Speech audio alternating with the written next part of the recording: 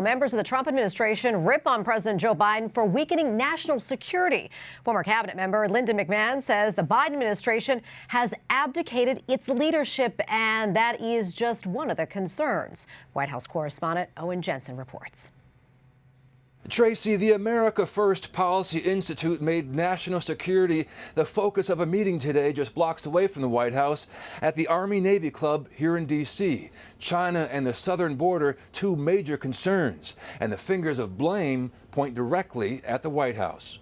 The America First National Security Symposium, addressing the dangers facing America. One of the panelists, Pam Bondi, former Attorney General for the state of Florida. The biggest threat to me is drugs for kids. The drugs that are flowing into our country, the human trafficking, and China. China's producing these drugs that are coming into our country and killing our children. And how's the current administration handling the problem? The Biden administration isn't doing anything. If anything, they're doing the opposite. They're letting people flow into our country through the Mexican border who are bringing drugs into our country. They're traffickers. And when it comes to China, former Mississippi Governor Phil Bryant warned. They want to dominate the world. This is the world dominance that we haven't seen since the 1930s, and the Chinese intend to do that one step at a time, and you see the deterioration of our society that's occurring on a daily basis.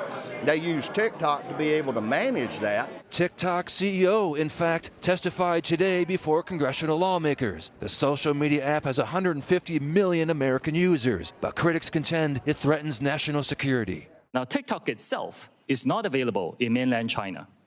We're headquartered in Los Angeles and in Singapore, and we have 7,000 employees in the U.S. today. We do not trust TikTok will ever embrace American values, values for freedom, human rights, and innovation. TikTok has repeatedly chosen the path for more control, more surveillance, and more manipulation.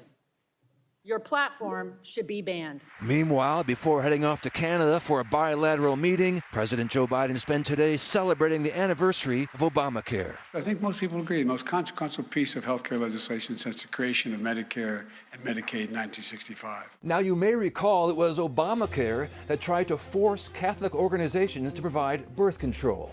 And right now, Catholic leaders are very concerned about this administration protecting healthcare workers' conscience rights. At the White House, Owen Jensen, EWTN News Nightly.